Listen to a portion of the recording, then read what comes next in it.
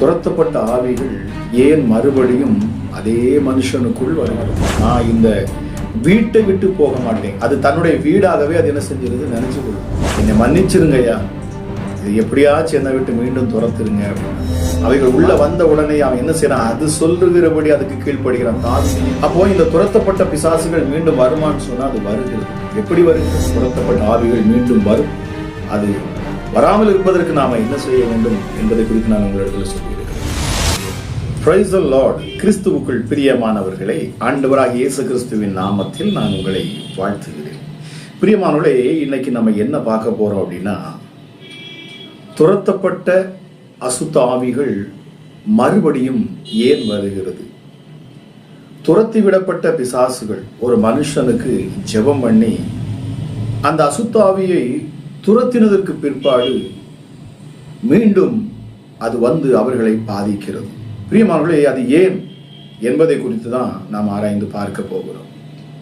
பாருங்க, ஒரு பிசாசை துரத்துறப்போ அந்த அசுத்த ஆவி, நான் இவளை விட்டு நான் போயிடுறேன், நான் இவனை விட்டு போயிடுறேன், நான் இத்தனை வருஷமாக நான் இங்க குடியிருந்தேன், இவள் எனக்குத்தான் சொந்தம், இவன் எனக்குத்தான் சொந்தம்னு சொன்னாலும் கூட அந்த இயேசுவின் நாமத்தை சொல்லி கட்டளை இடுகிற பொழுது, பொல்லாத பிசாசே நீ யாரா வேணாலும் இருந்துக்க, அந்த பெண்ணை விட்டு வெளியேறு என்று சொல்லி நாம் ஜெபிக்கிற பொழுது இந்த பொல்லாத பிசாசு என்ன செய்யுதுன்னா அவங்களை விட்டுட்டு வெளியில போயிடும். அந்த இயேசுவின் நாமத்தை சொல்லி ஜெபிக்கிற பொழுது அந்த அசுத்த ஆவிகள் சத்தமிட்டு அலறி, நான் இனி வரவே மாட்டேன், நான் இவளை விட்டுட்டு நான் போயிடுறேன்னு சொல்லி போயிடுது. ஆனா மறுபடியும் அந்த பிசாசுகள் அவர்களுக்குள்ளாக வந்து அவர்களை மிகுந்த வேதனைப்படுத்துகிறது. இதை நிறைய நேரங்களை நான் என்னுடைய வாழ்க்கையில நான் அனுபவிச்சிருக்கிறேன், பார்த்துருக்கிறேன். அப்போ ஒரு இடத்துல, அதாவது ஒரு ஆல்நைட் ப்ரேயருக்கு என்னை அழைத்திருந்தாங்க. அந்த ஆல்நைட் ப்ரேயர்ல நான் ஜெபிக்கிற பொழுது அங்கே ஒரு தாயும் மகளும் ரெண்டு பேரும் என்ன செய்யறாங்க, அவங்க ஆடுறாங்க. அதாவது அவங்களுக்குள்ள அந்த சர்ப்பத்தின் ஆவிகள் கிரியை செய்யுது. அவர்கள் சர்ப்பத்தை போலவே என்ன செய்யறாங்க, அப்படியே நெளிகிறாங்க, ஆடுறாங்க. ரெண்டு பேரும் ஒரே மாதிரி பண்றாங்க. தாயும் அதே போலதான் நாக்கு நீட்டி அந்த சர்ப்பத்தை போல அவங்க என்ன செய்யறாங்க, அந்த ஆக்ஷனை கொடுத்து அப்படியே அவங்க நெளிகிறாங்க. அதே போல அவங்க மகளும் அதே போலவே ஆடி நெளிகிறாங்க. அப்போ அசுத்த ஆவிகளுக்கு கட்டளையிட்டு நான் ஜெபிக்கிற பொழுது இந்த ஆவிகள் என்னை விட்டுவிடு, நான் இவளை விட்டு போயிடுறேன், இவங்க குடும்பத்தை விட்டு நான் போயிடுறேன்னு அது சொல்லுது. இப்போ நான் கைகளை வைத்த பொழுது அந்த அம்மாக்குள்ள இருந்து அந்த அசுத்தாவி போயிடுது, அந்த சர்ப்பத்தின் ஆவி போயிடுது. பிரியமானவர்களே, அந்த தாய் மகள் ரெண்டு பேருக்கு நான் ஜெபிக்கிற பொழுது அந்த அசுத்தாவிகள் சொல்லிட்டு நான் இன்னும் வரமாட்டேன்னு சொல்லி போயிடுது. திரும்ப ஒரு 3 மாதங்கள் கழித்து திரும்பவும் அதே ஆல்நைட் பிரேயருக்கு என்ன மறுபடியும் என்னை அழைச்சிருக்கிறாங்க. அப்போ அந்த இடத்துக்கு நான் போகிறேன். பிரியமானவர்களே, இப்பொழுது அந்த இடத்துல நான் பிரசங்கம் முடித்து ஜெபிக்கிற வேளை வந்த பொழுது இதே தாயும் மகளும் மறுபடியும் அவங்களுக்குள்ள அந்த ஆட்டம் வருது. அவங்க மறுபடியும் ஆடுறாங்க அதே போல. இப்போ அவங்க என்ன பண்றாங்க அப்படின்னா, கூட்டத்துக்குள்ள இருந்து அவங்க ஆடிட்டு இருந்தவங்க திடீர்னு அவங்களே அவங்க ஒரு கண்ட்ரோல் பண்ணி கொண்டு என்னிடத்துல வந்து அவங்க சொல்லி கெஞ்சுறாங்க, ஐயா இந்த சர்ப்பத்தின் ஆவியை என்னை விட்டு விலக்கிருங்க ஐயா, எப்படியாச்சும் துரத்திருங்க ஐயா, என்னால முடியல, நல்லா இருந்தேன், என்னால முடியலையா அப்படின்னாங்க. அப்போ ஒரு நிமிஷம் நான் வந்து அந்த ப்ரேயரை நிப்பாடிட்டு அந்த தாயிட்ட வந்து நான் கேள்வி கேட்கிறேன், சரிம்மா, உங்களை விட்டு போன தடவை நான் வந்த பொழுது அந்த பிசாசை நான் துரத்தினேன், இதே போலதான் நீங்க தாயும் மகளும் வந்திருந்தீங்க, உங்களுக்குள்ள அந்த வலு சர்ப்பத்தின் ஆவிகள் கிரியை செய்தது, பாம்பு போல நீங்க ஆடுனீங்க, ஆனா போயிருன்னு சொல்லிட்டு அந்த பிசாசுகள் போயிருச்சே, மறுபடி வர முடியாத எப்படி உள்ள வந்தது, இதுக்கு காரணத்தை நீங்க தான் சொல்லணும்னு அவங்க கிட்டே கேட்டேன். உங்களுக்கு தெரியும், நீங்க சொல்லுங்க அப்படின்னு. அப்ப அந்த அம்மா சொல்றாங்க, ஐயா 2 மாசம் நல்லா தான் ஐயா போயிட்டு இருந்தது, நான் நல்லா சந்தோஷமா இருந்தையா, இந்த பிசாசுகள் என்னை பயமுறுத்தாது, இந்த ஆட்டம் எனக்கு வராது, அவ்வளோ சமாதானம், அவ்வளோ சந்தோஷமா நான் இருந்துகிட்டு இருந்தேன். அப்போ திடீர்னு எங்க உறவுல சொந்தங்கள்ல வந்து என்ன செஞ்சாங்க அப்படின்னா, மறுபடியும், அதாவது சொந்தம் விட்டு விடக்கூடாது, நீ என்ன ஏதோ இயேசு சாமியை ஏத்துக்கிட்டியா, நீ வந்து அப்படி ஒரேடியா அப்படி நீ போனாலும் கூட இந்த நாள்ல இந்த உறவின் முறையில நீ என்ன செய்யணும், வந்து அதாவது அந்த பாம்பு புத்துல நீ என்ன செய்யணும், பாலை ஊற்றணும், அதை நீ வணங்கணும். அப்படின்னா தான் எங்க உறவுல நீங்க என்ன செய்ய முடியும், எங்க ஐக்கியத்தில் இருக்க முடியும்னு சொல்லிட்டு உறவுக்காரர்கள், சொந்தங்கள் அந்த மாதிரி அந்த அம்மாவை சொல்ல, இந்த அம்மா என்ன பண்ணியிருக்கிறாங்க, மறுபடியும் அந்த புத்துல போய், அதாவது அந்த பாம்பை அவங்க ஆராதிச்சு அதுக்கு அந்த பாலை ஊற்றி அவங்க அதுக்கு முன்னாடி நின்று அதை வணங்கி அவங்க காரியங்களை செய்த பொழுது அவங்க சொல்றாங்க, அன்னைக்கு நைட்டுல இருந்து மறுபடியும் அந்த சர்ப்பத்தின் ஆவிகள் என்னையும் என் மகளையும் பிடிச்சுக்கிச்சியா. வெளியில யாருக்கிட்ட சொல்லாங்க, யாருக்குமே தெரியாது, அதை குறித்து புரியாது. ஆனா நான் படுற பாடு எனக்கு தான் தெரியும் ஐயா, என்னை மன்னிச்சிருங்க ஐயா, இது எப்படியாச்சும் என்னை விட்டு மீண்டும் துரத்துருங்க அப்படின்னா. பாருங்க, நாம மறுபடியும் இடம் கொடுக்கிற பொழுது அது நமக்குள்ள வருது. நாம் மறுபடியும் இடம் கொடுக்கிற பொழுதுதான் பிசாசு நமக்குள்ள வர முடிகிறது. ஒரு மனுஷனுக்குள்ள இருந்து அசுத்த ஆவிகளை துரத்தினதற்கு பிற்பாடு அந்த மனுஷன் என்ன செய்யறான், அவன் இடம் கொடுப்பான். மறுபடியும் அதே பாவத்தை அவன் செய்வான் என்று சொன்னால், மறுபடியும் அதே தப்பை பண்ணுவான்னு சொன்னான். அப்போ அந்த அசுத்தாவிகள் மறுபடியும் வருகிறது என்பதை அன்றைக்கு நான் புரிந்து கொண்டேன்.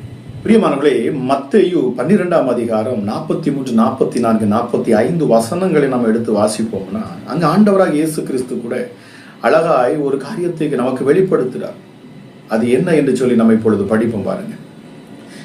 அசுத்த ஆவி ஒரு மனுஷனை விட்டு புறப்படும் போது வறண்ட இடங்களில் அலைந்து இளைப்பாறுதல் தேடியும் கண்டடையாமல், நான் விட்டு வந்த என் வீட்டுக்கு திரும்ப போவேன் என்று சொல்லி அங்கே வந்து அந்த வீடு வெறுமையாகவும் பெருக்கி ஜோடிக்கப்பட்டிருப்பது, பெருக்கி ஜோடிக்கப்பட்டதாகவும் இருக்க அது கண்டு திரும்பி போய் தன்னிலும் பொல்லாத வேறு 7 ஆவிகளை தன்னோட கூட்டிக் கொண்டு வந்து உட்புகுந்து அங்கே குடியிருக்குமா. அப்பொழுது அந்த மனுஷனுடைய முன் நிலைமையிலும் அவன் பின் நிலைமை அதிக கேடுள்ளதா இருக்கும் என்று ஆண்டவராக இயேசு கிறிஸ்து இங்கு சொல்லுகிறார். முன் நிலைமையிலும் பின் நிலைமை அதிக கேடுள்ளதாக இருக்கும். பாருங்க, ஒரு பிசாசு ஒரு மனிதனை விட்டு புறப்பட்டு போகிற பொழுது அது வனாந்திரத்தில் சுற்றி திரிந்து அது என்ன சொல்லுகிறதா, அங்க அதுக்கு இங்க ஆளுகை செய்தது போல வனாந்திரத்தில் அதால ஒண்ணுமே செய்ய முடியாது. பிசாசுகளுக்கு நான் எப்பவுமே சொல்லுவேன், அவைகளுக்கு சரீரம் கிடையாது, அதாவது ஆவிக்குரிய சரீரம் கிடையாது. இப்பொழுது தேவ தூதர்களை நீங்க எடுத்துக்கொள்வீங்கன்னா அவங்களுக்கு ஆவிக்குரிய சரீரம் உண்டு. தேவன் ஆவியா இருக்கிறார், அவருக்குமே ஒரு சரீரம் உண்டு. ஆனால் பிசாசுகளுக்கு மட்டும் ஆவிக்குரிய சரீரங்கள் கூட கொடுக்கப்படவில்லை. ஆகவேதான் பிரியமானவர்களே, இந்த பிசாசுகள் என்ன பண்ணுது அப்படின்னா, ஒரு மனுஷனுக்குள்ள அது வந்து குடியிருக்க அதிகமா விரும்புகிறது. எங்கேயாவது ஒரு தூதன் ஒரு மனுஷனுக்குள்ள வந்துட்டான், ஒரு தூதன் வந்து ஒரு மனுஷனுக்குள்ள இருக்கிறான்னு சொல்லி நம்ம கேள்விப்பட முடியாது. ஏன்னா அவர்களுக்கு ஆவிக்குரிய அந்த சரீரம் உண்டு. ஆக அவங்க யாரும் உடம்புக்குள்ளே வரமாட்டாங்க. ஆனா பிசாசுகள் மட்டும்தான் வரும். ஏன்னா பிசாசுகளுக்கு ஆவிக்குரிய சரீரம் கிடையாது. ஒரு மனுஷனுக்குள்ள அதிக வருஷம் அது இருந்துருச்சுன்னா அது உரிமை பாராட்டும், நான் இந்த வீட்டை விட்டு போக மாட்டேன். அது தன்னுடைய வீடாகவே அது என்ன செஞ்சிருது, நினைச்சு கொள்ளுது. தன்னுடைய வீடு மாதிரி தான் அங்க வேலை செய்யும். வீடுனா எப்படி, சொந்த வீட்டுல நீங்க எவ்வளவு உரிமையா இருப்பீங்க, அதுபோல அது உரிமை எடுத்து அந்த மனுஷனை தனக்கு ஏற்றபடி, தன்னுடைய இச்சைகளை நிறைவேற்றும்படி, தன்னுடைய ஆசைகளை நிறைவேற்றும்படி, எல்லாவற்றுக்கும் மேலாக தேவனுக்கு விரோதமான கிரியைகளை செய்யும்படி அந்த மனுஷனுடைய ஆத்மாவை அழித்து தன் இஷ்டப்படியெல்லாம் அந்த மனுஷனை வாழ வைத்து அந்த மனுஷனை கடைசியாக அக்கினிக்குள்ளாக, நரகத்துக்குள்ளாக, தான் போகக்கூடிய அந்த பிசாசுகள் போகக்கூடிய அந்த அக்கினிக்குள்ளேயே அவனையும் இழுத்து செல்லும்படி அது முயற்சி செய்யும். அதோடைய நோக்கம் எல்லாம் அதுதான், அதோடைய திட்டம் எல்லாம் அதுதான். பிரியமானவர்களே, ஒரு மனிதனை விட்டு அது புறப்பட்டு வெளியிலே போகிற பொழுது அது வனாந்திரத்துல சுற்றி திரிந்தும் அது சொல்லுது பாருங்க, நான் விட்டு வந்த வீட்டுக்கு நான் திரும்ப போவேன். அப்போ யோசித்து பாருங்க, உங்களுக்குள்ள இருந்து ஒரு அசுத்தாவி உங்களை விட்டு வெளியில போயிருச்சு, யாரோ ஒரு ஊழியக்காரர் உங்களுக்காக ஜெபிக்கிறார், இல்ல நீங்க ஜெபிக்கிற பொழுது அது தானா உங்களை விட்டு வெளியில போகிறத நீங்க உணர முடியுது அப்படின்னா, அதற்கு பிற்பாடு அது மீண்டும் உங்களுக்குள் வரும் என்று சொன்னால் உங்களை நீங்களே சோதிச்சு பார்க்க வேண்டியது அவசியம். உங்ககிட்ட ஏதோ ஒரு வாசல் திறந்திருக்கு. அந்த பிசாசு மீண்டும் உங்களுக்குள்ள வருவதற்கு ஏதோ ஒரு வழியை நீங்க வச்சிருக்கிறீங்க. அவனுக்கு இடம் கொடுக்காம அவன் உள்ள வர முடியாது. வேதமே சொல்லுகிறது, பிசாசுக்கு இடம் கொடாதிருங்கள். இடம் கொடாதிருங்கள். இடம் கொடுத்தா உள்ள வரும். இதைத்தான் இந்த பிசாசுக்கு தான் யார் இடம் கொடுக்கிறா அப்படின்னா, நம்ம பழைய ஏற்பாட்டில் எடுத்தா கூட சவுல் ராஜா அதுக்கு இடம் கொடுக்கிறார்.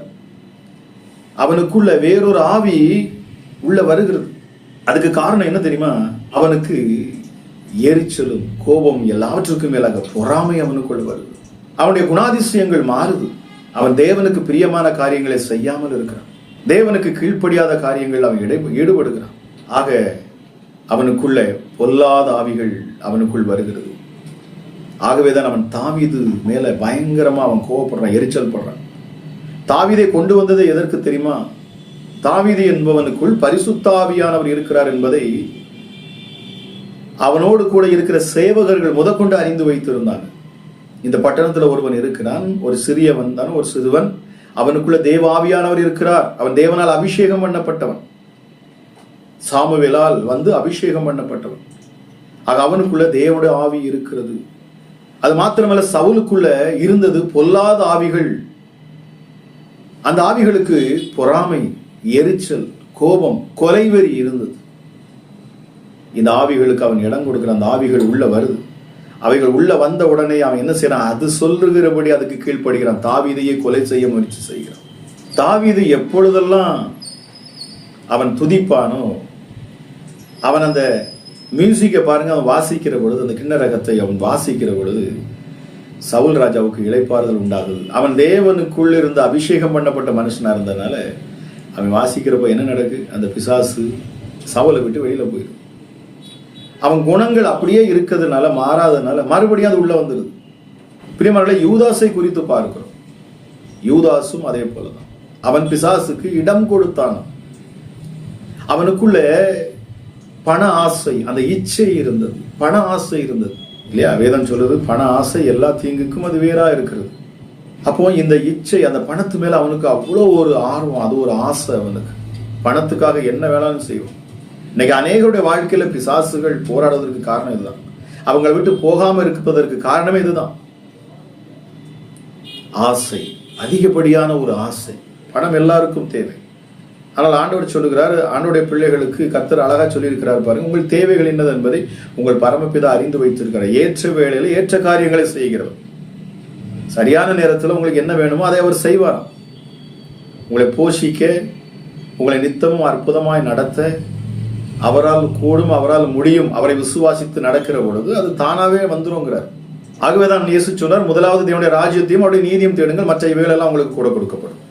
இது எல்லாமே கூட கொடுக்கப்படும். பாருங்க, அப்போ ஒரு மனுஷன் அந்த ஆசைக்குள்ள, யூதாஸ் எப்படி அந்த ஆசைப்பட்டான இச்சைக்கு அவன் இடம் கொடுக்குறான். இடம் கொடுத்த உடனே என்ன நடக்கு அப்படின்னா, இந்த பிசாசு உள்ள புகுந்துறான். பிசாசானவன் புகுந்தான் அப்படின்ட்டே இருக்கும் பாருங்க.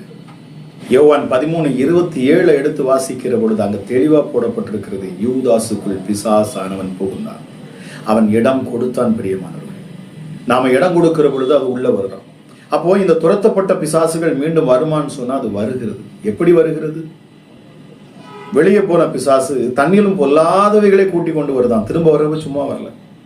அந்த வீடு வெறிச்சோடி இருக்கு, அதாவது ஜோடிக்கப்பட்டிருக்கு, வெறுமையா இருக்கு, கிளீன் பண்ணி சுத்தமா வச்சிருக்குது. ஆனா அந்த வீட்டுக்குள் உண்மையான அந்த வீட்டுக்கு சொந்தக்காரராகிய இயேசு அங்கே குடியில்லாமல் போனால், அவருடைய வார்த்தையும் வசனமும் அங்கே இல்லாமல் போனால், அவருடைய கற்பனைகளுக்கு கீழ்ப்படிந்து ஒரு மனுஷன் சரியாய் நடக்காமல் போனால், இந்த பிசாசுகள் மறுபடியும் அங்கே வரும்.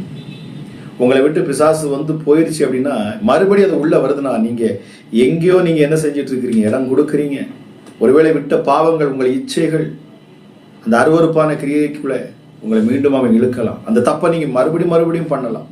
உங்களுக்குள்ள பொறாம இருக்கலாம், மறுபடியும் நீங்க அவங்க மேல பொறாம பிடிக்கலாம், யார் மேல பொறாமையில இருக்கலாம், எரிச்சல் இருக்கலாம், விட்டுவிடக்கூடிய கோபத்தை விடாம இருக்கலாம், உங்கள் சகோதரர்களை மன்னிக்காம இருக்கலாம், நீங்க அன்பு செலுத்தாம இருக்கலாம், உங்களை விட அவங்க உயர்ந்துட்டாங்கன்னா பொறாமையில இருக்கலாம், உங்களுக்குள் பெருமை இருக்கலாம், பணம் காசு என்னிடத்துல செல்வம் செழிப்பா இருக்கிறதுன்னு சொல்லி ஒரு பெருமை இருக்கலாம்.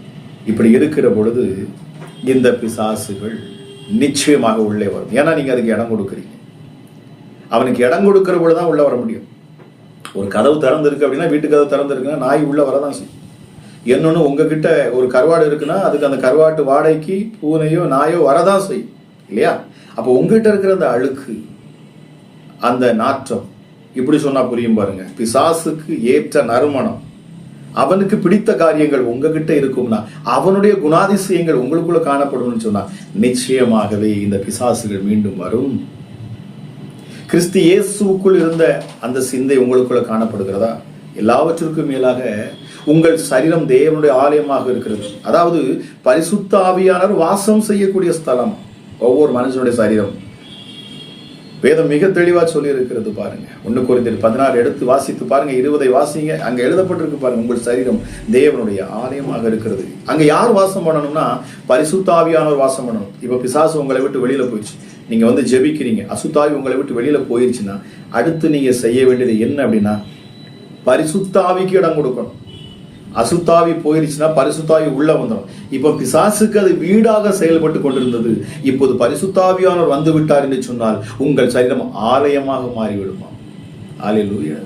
உங்கள் சரீரம் ஆலயமாக மாறிவிடும். எவ்வளவு அற்புதம் பாருங்க. அப்போ பரிசுத்த ஆவியானவருக்கு நீங்க இடம் கொடுக்க வேண்டும். கிறிஸ்து இயேசுவின் வார்த்தையை நீங்கள் நித்தமும் தியானிக்கணும். அவருடைய வசனம் உங்க இருதயத்தில் இருக்கணும். இல்லைன்னா அந்த பொல்லாத பிசாசு என்ன செய்யும் அப்படின்னா மீண்டும் வர முடியும். ஏன்னா இயேசு சொல்லுகிறார், உங்கள் இருதயம் பொல்லாததா இருக்கிறது. ஒரு மனுஷனுடைய இருதயம் தான் பொல்லாததா இருக்குதான். இந்த இருதயத்துக்குள்ள இருக்கிறது தான் அவனையே அது தீட்டுப்படுத்தும் என்று சொல்லப்படுகிறது. அவனுடைய குணாதிசயங்கள், அவனுடைய கேரக்டர்ஸ், இது அவனை தீட்டுப்படுத்தும். எவ்வளவுதான் உத்தமனா இருந்தாலும் சரி, இயேசுவை ஏற்றுக்கொண்டேன், ரட்சிக்கப்பட்டுட்டேன், என்னதான் சபையில போய் பயங்கரமா பாடினாலும் சரி, ஊழியமே செய்து கொண்டிருந்தாலும் சரி, நான் மறுபடியும் சொல்லுகிறேன், உங்களுக்குள்ள எப்படி சவுலுக்குள்ள ஒரு அசுத்தாவி வந்ததோ, பொல்லாத ஆவி வந்ததோ, அந்த ஆவி உங்களுக்குள்ள வந்துவிடும். இந்த ஆவி வந்துருச்சுன்னா அது அநேக பிசாசுகளை அது கூட்டி சேர்க்கும். இப்பொழுது உங்களுக்குள்ள எல்லா சுபாவங்களும் உங்களுக்குள்ள வந்துடும். அதாவது இந்த மனிதனுக்குரிய விழுந்து போன மனுஷனுக்குள்ளே இந்த விழுந்து போன அசுத்த ஆவிகள், பிசாசுடைய அத்தனை கேரக்டர் உங்களுக்குள்ள வந்துடும். உங்கள் சகோதரரை மன்னிக்க முடியாத ஒரு சூழ்நிலை இருக்கும். உங்களுக்கு உங்க இருதயம் கடினமாகும். மற்றவர்களை அவமானமா பார்ப்பீங்க, அற்பமா பார்ப்பீங்க. உங்களை நீங்களே உயர்த்திக்குவீங்க. உங்களை பெருமைப்படுத்துவதற்கு, உங்களை நீங்க நல்லவங்கன்னு காமிக்கிறதுக்கு அநேக பொய்களை சொல்லுவீங்க. பொய்யாய் வழிபடுவீங்க தேவனை. பொய்யாய் மாய்மாலமாய் உங்களுக்கு தெரிஞ்சவங்களை நீங்க ஆராதிப்பீங்க. பணத்துக்காகவும் காசுக்காகவும் அவங்ககிட்ட இருக்கிற பணத்தை பார்த்து, அவங்ககிட்ட இருக்கிற உயர்வு மேன்மை பார்த்து அவங்களை போய் அப்படியே ஆராதிப்பீங்க. இப்ப இது எல்லாமே அசுத்தாவிகளுக்கு நீங்கள் இடம் கொடுப்பது. அவன் தன்னிலும் பொல்லாத பிசாசுகளை கூட்டிக் கொண்டு வருவான். உங்களுக்குள்ள பரிசுத்த ஆவியானவர் இருக்க முடியாது. எந்த சுபாவங்கள் இருக்கிறப்போ ஆவியானவர் இருக்கவே முடியாது. உங்களுக்குள்ள பரிசுத்த ஆவியானவர் தங்கி தாபரிக்க முடியாது. ஏன்னா உங்களுக்குள்ள காணக்கூடிய இந்த சுபாவங்கள் பரிசுத்த ஆவியானவரை அதை ஈர்த்து கொள்ளாது, அசுத்தாவிகளையே அது ஈர்த்து கொள்ளும். அது சொல்லும், இது நான் என்னுடைய வீடு அப்படின்னு சொல்லி அது என்ன செய்யும், மறுபடியும் இந்த மாதிரி யாராச்சும் வந்து துரத்திடக்கூடாது இயேசுவின் நாமத்தை சொல்லின்னு சொல்லிட்டு அது இன்னும் பொல்லாத பிசாசுகள்னா என்ன, ஒவ்வொரு பிசாசுகளுக்கும் ஒவ்வொரு கேரக்டர் இருக்கு. எல்லாவித பிசாசுகள், அதாவது பலவிதமான பிசாசுகள் இருக்கு. விபச்சார ஆவி வந்துருச்சுன்னா அந்த மனுஷனை பார்த்தீங்கன்னா விபச்சாரத்துக்குள்ளேயே இருப்பான். என்ன வந்தாலும் அந்த விபச்சாரத்துட்டு அவங்களால விட முடியாது. என்னதான் பாடுபட்டாலும் சரி, என்னதான் விடணும்னு அவங்க முயற்சி செஞ்சாலும் முடியாது. அது உள்ள வந்து குடியிருந்து கொண்டு இருந்தா. மதுபானத்தை விடணும்னு நினைப்பாங்க, விட முடியாது. பொய் சொல்லாம இருக்கணும்னு நினைப்பாங்க, முடியாது. ஏன்னா உங்களுக்குள்ள இருப்பது அசுத்தாவி. இந்த அசுத்தாவி உங்களுக்குள்ள இருக்கும்னு சொன்னா உங்களை அதை அடிமைப்படுத்தி வைத்திருக்கும். உங்களை அடிமைப்படுத்தி அதை பிடிச்சு வச்சிருக்கும். பாவம் செய்கிற எவனும் அந்த பாவத்துக்கு அடிமையாக இருக்கிறான். அது உங்களை அடிமைப்படுத்தும். அடிமைனா என்ன, அது என்ன சொல்லுதோ அதை நீங்க செய்வீங்க. அது உங்கள் உற்றார் உறவினரை குறைவா சொல்லும். உங்க சொந்த சகோதர சகோதரிகள் மேல நீங்க வெறுப்பீங்க. உங்களையே அறியாம நீங்க வெறுத்து பேசு, அவங்கள வெறுக்கிற மாதிரி காரியங்களை செய்வீங்க. அவங்களோட உயர்வை கண்டா உங்களுக்கு தாங்காது, பொறுமை உங்களால சகிக்க முடியாது. அவங்க மேல பொறாம கொள்வீங்க, பகை உணர்வை உண்டாக்குவீங்க. நீங்களே உங்களுக்குள்ளே பகையை அதாவது வளர்த்து கொள்வீங்க. இவைகள் எல்லாம் அசுத்தாவிகள் உங்களுக்குள்ள இருந்து செயல்படக்கூடிய கிரியைகள். நீங்கள் அதுக்கு இடம் கொடுக்குறீங்கன்னு அர்த்தம். அது உங்களுக்குள்ள வாசமா இருக்கு, உங்களை அடிமைப்படுத்தி வைத்திருக்கிறது. ஆக பிரியமானவர்களே, உங்களுக்குள்ள இந்த துரத்தப்பட்ட ஆவிகள் மீண்டும் வரக்கூடாது என்று நீங்கள் நினைப்பீங்கன்னு சொன்னா உங்களை விட்டு வெளியே பிசாசுகள் உங்களை விட்டு வெளியில போகணும், உங்களுக்குள்ள தேவ ஆவியானவர் இருக்கணும், அசுத்த ஆவி போய் தேவ ஆவியானவர் இருக்கணும் நீங்க நினைச்சீங்கன்னா முதல்ல நீங்க பண்ண வேண்டியது வேதத்தை எடுத்து தியானிங்க, நீங்க படிங்க. ஆண்டவருடைய வார்த்தை என்ன சொல்லுகிறது? கிறிஸ்து இயேசு நமக்கு முன்மாதிரியா இருந்திருக்கிறார். அவர் என்ன செய்தார், அவருடைய சுபாவங்கள் என்ன, அவர் எப்படி நடந்து கொண்டார் என்பதை நாம் ஆழமாக கவனித்து அதற்போல் நாம் முயற்சி செய்ய வேண்டுமா? அவரை பின்பற்றுவர்களாக நாம் இருக்க வேண்டும். பிரியமானவர்களே, அப்ப அவர் என்ன சொல்லியிருக்கிறார், இயேசு என்ன சொன்னார், என்ன செய்ய சொன்னார், அவருடைய கற்பனைகள் என்ன, அதை நீங்க வேதத்தை படிக்கிற பொழுது தான் புரிந்து கொள்ள முடியும். நீங்க நிச்சயமா பரிசுத்த ஆவியினால நிரப்பப்படணும். பரிசுத்த ஆவியானவர் உங்களுக்குள்ள வரல அப்படின்னா அசுத்த ஆவி ஆட்டோமேட்டிக்கா வந்துடும். இந்த வசனங்களை நீங்கள் வாசித்து தியானிக்கிற பொழுது கர்த்தர் உங்க கூட பேசுவார். ஒருவேளை நீங்க ஞானஸ்நானம் எடுக்காம இருக்கலாம், ஆனா நீங்க எடுத்து ஆகணும். இயேசு ஏற்றுக்கொண்டீங்கன்னு சொன்னா நிச்சயமாக பிரியமானவர்களே, ஏதாவது ஒரு சபையில நீங்க அதாவது ஊழியக்காரர்கிட்ட போய் சொல்லி இயேசுவை சொந்த ரட்சகராக ஏற்றுக்கொண்டு முழு இருதயத்தோடு நீங்க என்ன செய்யணும் அப்படின்னா ஞானஸ்நானம் எடுக்கணும். வேதத்தின்படி நீங்க கண்டிப்பா அதை செய்துதான் ஆகணும். அப்பொழுதுதான் உங்களுக்குள்ள அந்த பரிசுத்த ஆவியானவர் நிறைவாக காணப்பட முடியும். இதுதான் அப்போஸ்தலர் நடபடிகள்ல பேதுரு சொல்லுகிறார் இல்லையா? நீங்க பரிசுத்த ஆவியினால, அதாவது ஜலத்தினால் மாத்திரமல்ல ஆவியினாலும் நீங்கள் நிரப்பப்பட வேண்டும். அப்பதான் ஆவிக்குரிய வரங்கள் உங்களுக்கு கிடைக்கும். ஆவியானவர் உங்களுக்கு செயல்பட முடியும். ஆவியானுடைய சுபாவங்கள், வரங்கள் என்ன, ஆவியானுடைய கேரக்டர்ஸ், ஆவியானுடைய சுபாவங்கள் உங்களுக்கு செயல்படும். அதாவது தேவனுடைய சுபாவங்கள் உங்களுக்குள் செயல்பட வேண்டும் என்று சொன்னால், கிறிஸ்து இயேசுவை போல நீங்கள் வாழ வேண்டும் என்று சொன்னால் பிரியமானவர்களே, உங்களுக்குள் பரிசுத்த ஆவியானவர் வாசம் பண்ண வேண்டியது அவசியம். பிரியமானவர்களே, மூன்றாவது, பழைய பாவங்களுக்கு நம்ம ஒருபோதும் இடம் கொடுக்க கூடாது. பழைய நீங்க விட்ட பாவங்கள், அதாவது எதெல்லாம் நீங்க விட்டுட்டீங்களோ அதை விட்டுருங்க, அதை விட்டு வெளியில வந்துருங்க. கடவுளுக்கு எதெல்லாம் பிடிக்காதோ அது எல்லாமே எல்லாருக்குமே நமக்கு தெரியும். அவருக்கு பிடிக்காத அந்த பாவங்களை நாம் மீண்டும் செய்யக்கூடாது. அது என்னென்ன அப்படின்னு சொல்லி பார்ப்போம். பாருங்க, நமக்குள்ள கிரியை செய்யக்கூடிய கோபம், எரிச்சல், இச்சை, பெருமை, இந்த போட்டி, பொறாமைகள்லாம் நம்ம என்ன செஞ்சிடணும், விட்டுறணும். விபச்சாரம், வேசித்தனங்கள், கண்களின் இச்சை, அருவருப்பான காரியங்கள், விபச்சார பாவங்களை நம்ம என்ன செய்யணும், விடணும். ஏன்னா நம்முடைய சரீரம் பரிசுத்தம் உள்ளது, தேவன் வாசம் செய்யும் ஆலயமாக இருக்கிறது. உங்க சரீரம் ஆலயமா மாறினா நம்ம அதை தான் செய்யணும். இன்னொன்று மிக முக்கியமாக விக்கிரக வழிபாடு, சிலை வழிபாடு, அதை அடுத்து மூட நம்பிக்கை, தேவன் சொல்லாத காரியத்தை, வேதத்தில் இல்லாத காரியங்களை நம்ம செய்து கொண்டிருப்பது, மற்ற தேவனை, அதாவது கிறிஸ்துவை அறியாத மற்ற மத சடங்குகளை நம்ம ஃபாலோ பண்ணுகிற பொழுது மாட்டிக்கொள்ளும். பிரியமானவர்களே, இதை நீங்க புரிஞ்சு கொள்ளுங்க. இயேசு சொல்லுகிறார், 2 எஜமானுக்கு உங்களால வேலை செய்ய முடியாது. அதுபோலதான் ஒருவனை பகைத்து ஒருவரை விட்டுட்டு இன்னொருத்தட்ட தான் நீங்க வேலை செய்ய முடியும். ஒரே நேரத்தில் நீங்க 2 எஜமானுக்கு வேலை செய்ய முடியாது. ஆக இயேசு கிறிஸ்துவிட்டில் வருகிறீங்க அப்படின்னா, இயேசுவை நம்புறீங்க, விசுவாசிக்கிறீங்கன்னா முழுசுமாக அவரை பிடித்துக் கொள்ளுங்க.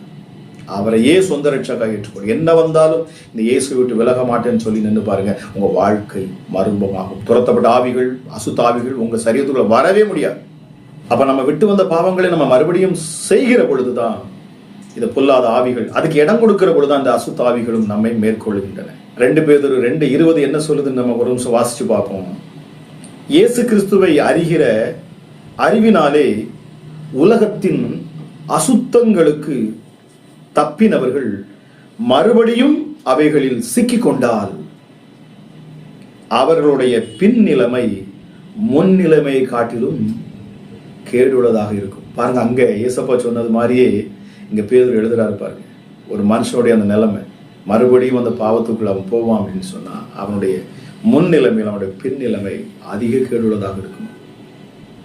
பிரியமானவர்களே, பிசாசுக்கு இடம் கொடாதிருங்கள், கிறிஸ்து இயேசுவுக்கு இடம் கொடுங்கள், பரிசுத்த ஆவியானவரை பெற்றுக் கொள்ளுங்கள். ஆகவேதான் எபேசியர் 5:18 சொல்லுகிறது, மதுபான வெறி கொள்ளாமல் ஆவியானவருக்கு நம்ம இடம் கொடுக்கணும், ஆவியானவரால் நாம் நிரப்பப்பட வேண்டும் என்று சொல்லப்படுகிறது. பவுல் அப்படிதான் எழுதுகிறார். பிரியமானவர்களே, இதை கேட்டுக்கொண்டிருக்கிற நீங்கள் யாராக இருந்தாலும் சரி, துரத்தப்பட்ட ஆவிகள் மீண்டும் வரும். அது வராமல் இருப்பதற்கு நாம என்ன செய்ய வேண்டும் என்பதை குறித்து நான் உங்களிடத்துல சொல்லி இருக்கிறேன்.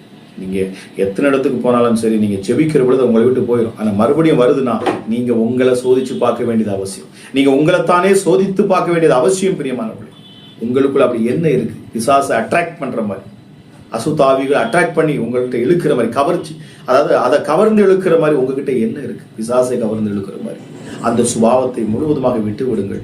கிறிஸ்து இயேசுவுக்கென்று உங்களை ஒப்புக்கொடுங்கள். நிச்சயமாகவே மகிமையான காரியங்களை பார்ப்பீர்கள். ஒருவன் கிறிஸ்துவுக்குள் இருந்தால் புது சிருஷ்டியாக இருக்கிறான், பழையவை ஒளிந்தன, எல்லாம் புதிதாயின. ஆக பிரியமானவர்களே, ரோமர் 8:9 சொல்லுகிறது, கிறிஸ்து இயேசுவின் ஆவி இல்லாதவன் அவன் தேவனுடையவன் அல்ல, அவன் கடவுளுக்கு சொந்தமே அல்லன்னு சொல்லப்படுது. ஒன்று இங்கே கடவுள் எனக்கு சொந்தம் இல்லைன்னு சொல்லிட்டாருன்னா அவன் பிசாசுக்கு தான் சொந்தமாக இருக்க முடியும். 2 எஜமா, 2 பேர் தான். ஒன்று நல்லது, இன்னொன்று கெட்டது இல்லையா? ஒன்று தீமை, ஒன்று நன்மை, ஒன்று வெளிச்சம், இன்னொன்று இருள். நீங்கள் எந்த பக்கமாக இருக்கிறீங்க அதை நீங்கள் புரிந்து கொள்ளுங்க. ஸோ இந்த வார்த்தை கேட்ட உங்களை என் தேவனாகிய கர்த்தர் உங்களை ஆசீர்வதிப்பாராக. பிரியமானவர்களை, துரத்தப்பட்ட ஆவிகள் மீண்டும் வராதபடிக்கு நீங்கள் என்ன செய்ய வேண்டும் என்பதை நான் இந்த செய்தி மூலமாக நான் உங்களிடத்தில் பேசியிருக்கிறேன். ஆக கிறிஸ்து இயேசு கொண்டு முழுவதுமாக உங்களை ஒப்புக் கொடுங்கள். என் கிறிஸ்துவின் ஆவியானவர் உங்களை முற்றிலுமாக நிரப்பி உங்களை ஆளுகை செய்து அந்த நித்திய ஜீவனுக்குள், அந்த பரமகானனுக்குள் உங்களை அழைத்து செல்ல என் தேவன் உங்களுக்கு உதவி செய்வாராக என்று சொல்லி கேட்கிற உங்கள் ஒவ்வொருவரையும் ஆசீர்வதிக்கிறேன். God bless you. பிரியமானவர்களே, இந்த வீடியோ உங்களுக்கு மிகுந்த பலனுள்ளதாக இருந்திருக்கும் என்று சொல்லி நான் கர்த்தருக்குள் விசுவாசிக்கிறேன். அது மாத்திரமல்ல, இன்றைக்கி அநேகர் வீடியோ பார்க்குறீங்க, ஆனால் சப்ஸ்கிரைப் பண்ண மறந்து போயிடுறீங்க. பிரியமானவர்களே, சப்ஸ்கிரைப் பண்ணி நீங்கள் பெல் பட்டனை கிளிக் பண்ணுவீங்க அப்படின்னு சொன்னால் அடுத்து நாங்கள் போடக்கூடிய ஒவ்வொரு வீடியோவும் உங்களுக்கு வந்து சேரும். பிரியமானவர்களே, ஆக அது நிச்சயமாக உங்களுக்கு பிரயோஜனமாக இருக்கும். ஏனென்றால் அநேகர் என்னிடத்தில் நாங்கள் வீடியோங்கும்போது ரெகுலராக வர்றதில்லைன்னு சொல்கிறாங்க. அதுக்கு காரணம் என்ன அப்படின்னு சொல்லி பார்த்தோம்னா, யூடியூப் சொல்லுது உங்களுடைய சேனலை அவர்கள் சப்ஸ்கிரைப் பண்ணலை அப்படின்னு சொல்லுது. ஆக பிரியமானவர்களை, சப்ஸ்கிரைப் பண்ணுங்கள், பெல் பட்டனை கிளிக் பண்ணுங்கள். கர்த்தர் உங்களை ஆசீர்வதிப்பாராக. God bless you.